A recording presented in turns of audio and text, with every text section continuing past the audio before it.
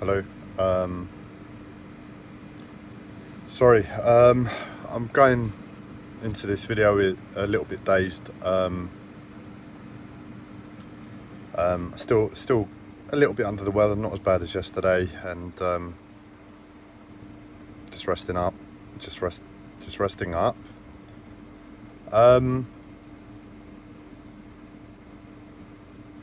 Just trying to get back into the process of expressing a little bit to see how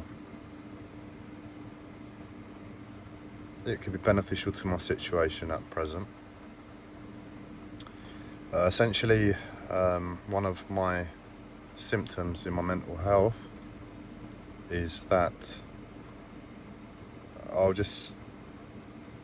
I'm home alone, and for whatever reason, I'm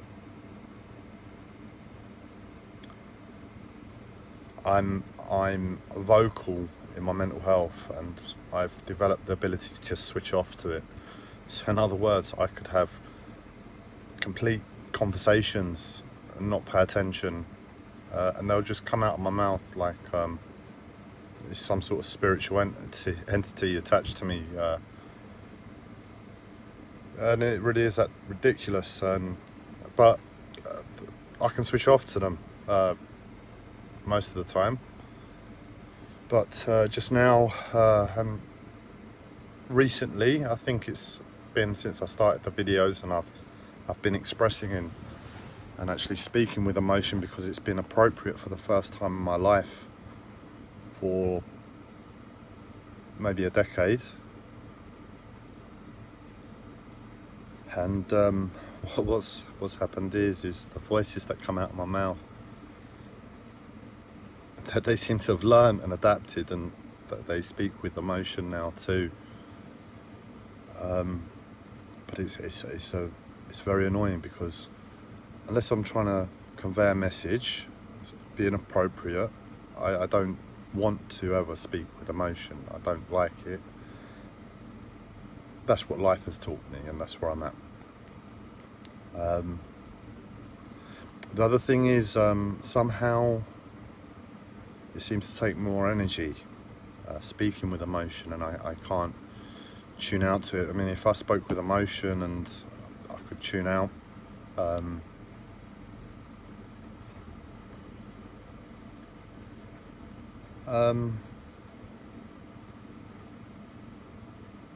it wouldn't matter to me at all, because I just ignore it. But I can't do that for some reason when it happens with emotion.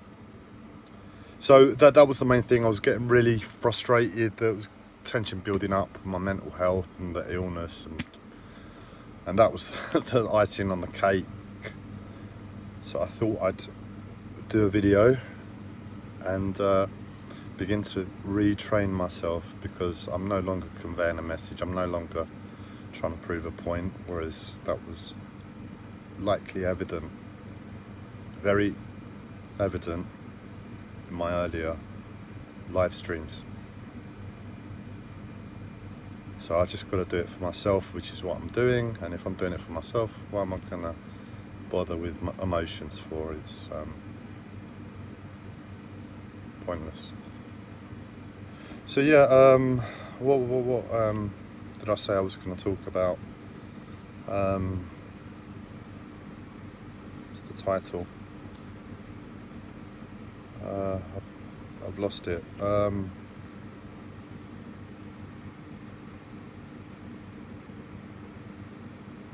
Okay, well, never mind.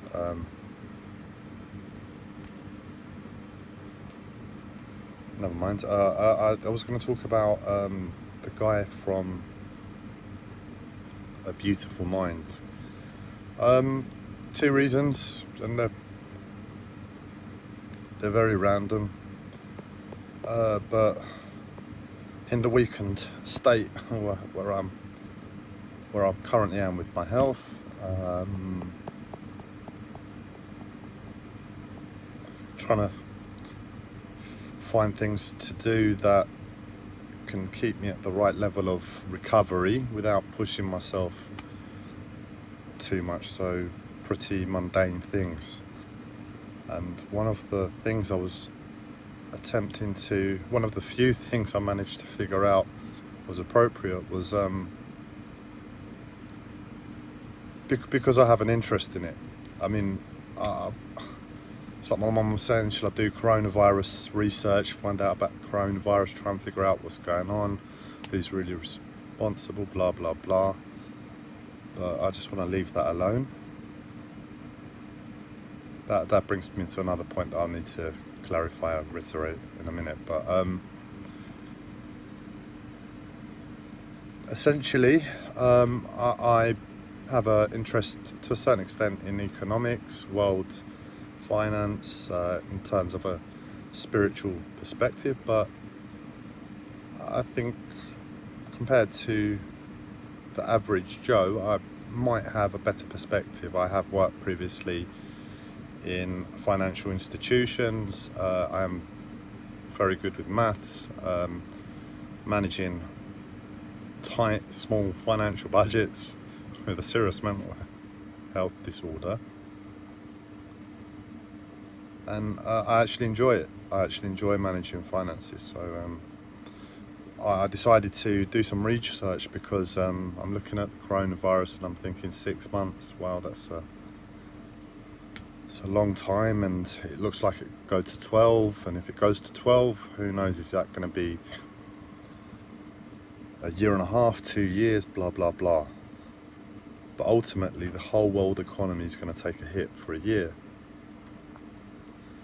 And I'm just trying to prepare myself for the future, figure out what the future's going to look like. And it's hard to say. I mean, it could literally be anything, because I don't really know what is going on in the terms of,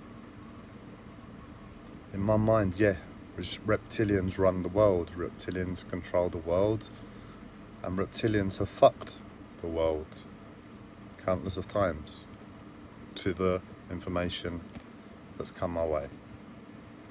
But another perspective, if this 2020, 2021 is the new 2012, consciousness awakening, it really does throw everything open. And what that will look like, if we do have a consciousness awakening, will we all just stop and return to natural living ways, make use of the buildings that we've all had, and just be practical about life, and reintroduce spiritual principles to the society we already know, and begin to let go of things like money? Or is it a case of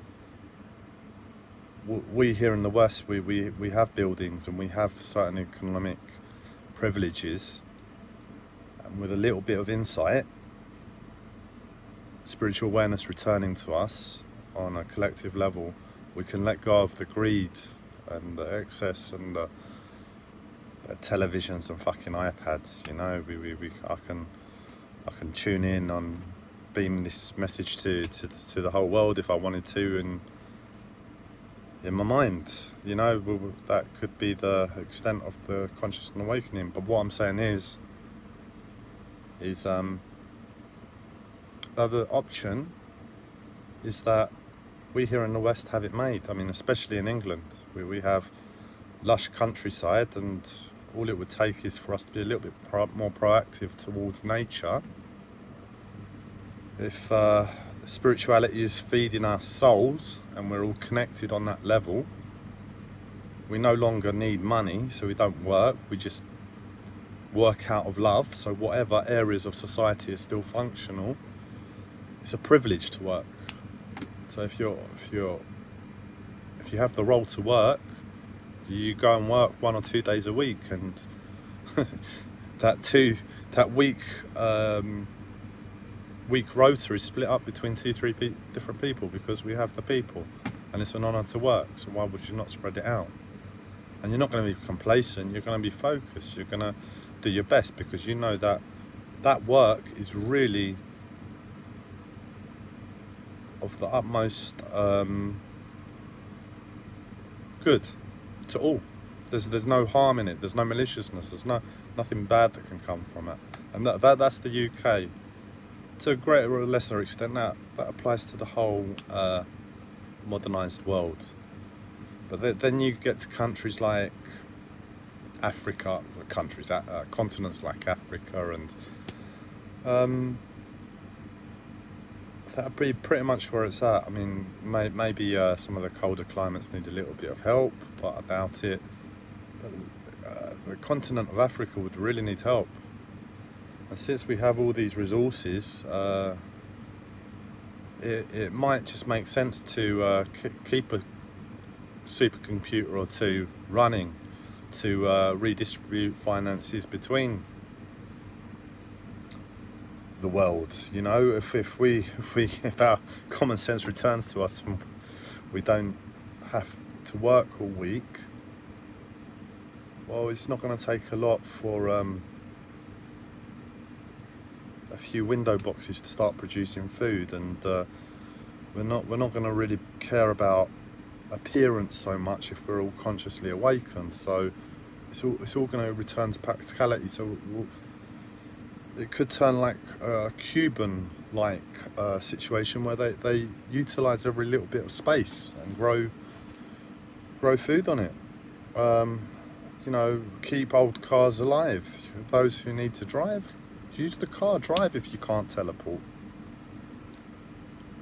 Maybe it will take a little bit of time to remember our spiritual abilities, and we might need to put in a little bit of work there, so we might need to drive. But if we're all on the same wavelength and we're, you know, the trips are kept to a bare minimum, it's not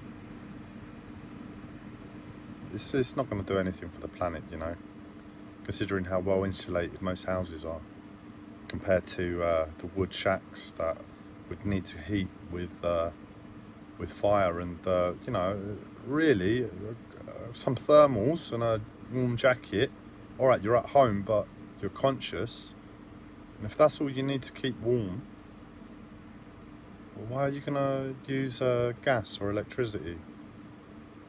And cooking, yeah, you know, we'll figure out a way to redistribute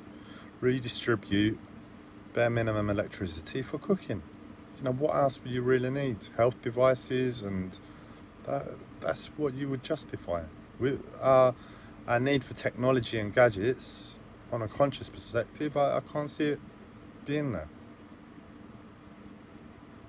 But you see what I'm saying? So even on a spiritual perspective, we've got the perspective we all just stop, we're all awakened, and the world that came before ends, and a new world starts. We're absolute. We don't commit to any harm against the planet. Or we could take another approach and realise that let's take the resources that we have already available, we don't even need to produce more, redistribute them to Africa, which is pretty much, I mean, how can we all be enlightened, and even in an enlightened state, unless we automatically hit the level of not needing to eat and managing our bodies on a 100% level where health isn't a problem, it just makes sense that a redistribution of the resources that are already available go to Africa, and then we can begin to shut down the economy slowly. And really, on that perspective, the lockdown now is not too far away from that, because who really needs to go out and travel, you know? We need to socialise, but we need to remember how to socialise on a spiritual level, not one just for I mean, I'm lost as to how it could be, but one less of the ego. And essentially, maybe we all just need to take a chill pill with the lockdown. And when we come out again, and we were all enlightened this time, we'll start anew that way. That's just an idea. The other thing I just want to quickly touch on was the guy from A Beautiful Mind. Yeah, the reason I didn't watch the film, but I went to his home, sort of thing. In the sense, I have a suspected diagnosis, or previous suspected diagnosis, of paranoid schizophrenia. As I understand it, this gentleman, I can't recall his name, he overcame at least schizophrenia, if not paranoid schizophrenia. He was very intelligent. He managed to rewrite an economic model, and I actually, don't hold me to this, but it could have actually been implemented. So if you think about the economics, it's a very sensitive balancing act of a lie, because money's all a lie. But to create any sort of balancing act between a lie that can create any stability is beyond me. But he managed to do that. And not only that, he designed the private mental health hospital I visited last year. Yeah, I don't know if I plan to say anything else on him. If I did, it's forgotten my mind. I think I got sidetracked, and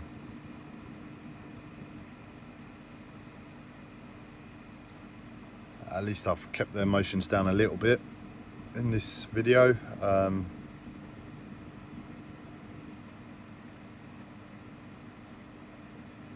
That's it.